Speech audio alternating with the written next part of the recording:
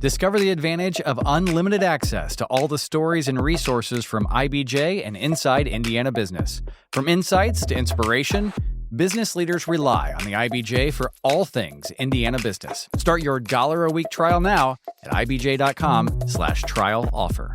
This is Inside Indiana Business Radio for the afternoon of Monday, March 30th, 2026. I'm Alex Brown. Lafayette-based MatchBOX Coworking Studio is bringing its Accelerate Indiana program back to Kokomo to help local entrepreneurs start or grow their businesses. Executive Director Amanda Findley says the 7-week course aims to help entrepreneurs grow their confidence. When they're in a cohort of 10 to 12 other early stage or growth stage entrepreneurs who are running and starting small businesses, they start to see other people facing similar challenges, and it makes them feel more legitimate as a business owner, also more confident to make decisions and to move toward growth that'll help them sustainably exist in the community for a long time, hopefully. The new cohort kicks off next week with applications open until Friday. Members of United Steelworkers Local 12775 in Northwest Indiana have voted overwhelmingly to authorize a strike against Merrillville-based Northern Indiana Public Service Company as contract negotiations continue. Union President Ryan Baker said 98% of members gave the union's negotiating committee the authority to call a strike if necessary. He said the utility is asking workers to take deep concessions but did not specify what those concessions are. Valparaiso-based Regional Federal Credit Union has appointed Michael Peters as its new president and CEO. Peters succeeds Jill Banning, who led the credit union for nearly 4 decades before her retirement. From the number one source for Indiana business news, this is Inside Indiana Business Radio. Thanks for listening to this IBJ Media podcast. You're probably going to remember this ad. Do you know why? Podcast advertising works.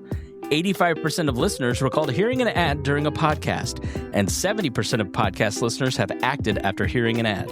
So whether you're looking to be heard across the entire IBJ Media Podcast Network, sponsor one of our shows, or just start with a 30-second ad, IBJ Media can help. Contact advertise at ibj.com to learn more.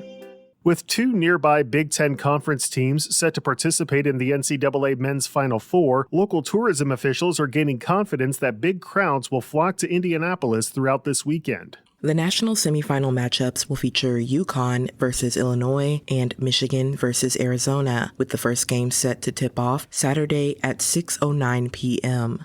UConn, Michigan, and Illinois are making their first trip to an Indianapolis-hosted Final Four.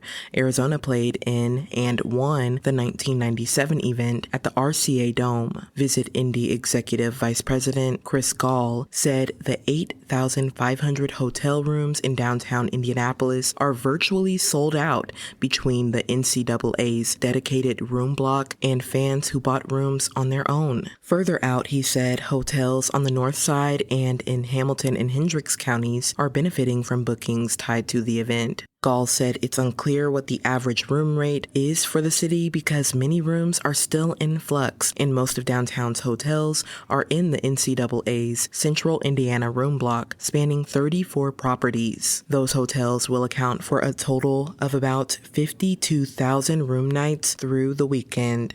Gall added that Visit Indy and other groups are working closely to monitor where hotel rooms and short-term rentals are still available. The NCAA, citing similar figures from recent events in San Antonio and Phoenix, has said it expects this year's event to generate $400 million for the central Indiana economy. The 2015 event, the last time Indianapolis held a normal Final Four, generated about $71 million. Abriana Herron, Inside Indiana Business Radio.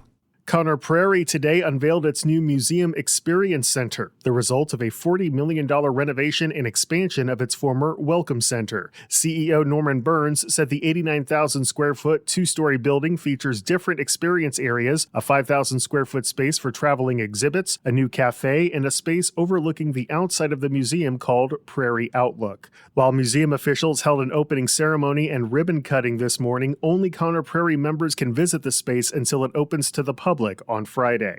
A proposal to implement tolls on Interstate 70 is stirring debate along the route. Terre Haute Mayor Brandon Sackman says improvements to the interstate that would be funded by tolls are long overdue, but he's concerned about the impact to side roads that might see increased traffic. I'm thinking about 40. I'm thinking about some city streets, even Poplar Street, for example. And so now it's, okay, how can we work with the administration to have funds available, hopefully through tolling, to fix those? Because if there's additional traffic coming off of I-70, local taxpayers are going to have to foot that bill to maintain that street, and we're trying to alleviate that. The state filed an application last year for federal approval for tolling, but Governor Mike Braun says tolling would only be considered, quote, if it makes sense.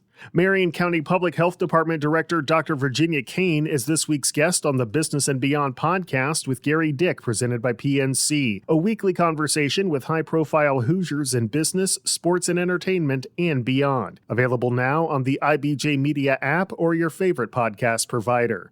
I'm Alex Brown for Inside Indiana Business Radio On Demand. Stay ahead with Inside Indiana Business Radio On Demand, your go-to source for the latest business news across the Hoosier State. Join hosts Gary Dick and Alex Brown every weekday morning and afternoon for concise updates on Indiana's top business stories. Subscribe now on your favorite podcast app or listen at ibjpodcasts.com. Your commute just got smarter. Turn drive time into growth time. The IBJ Media Podcast Network gives you front row access to leaders shaping Indiana's economy, culture, and future.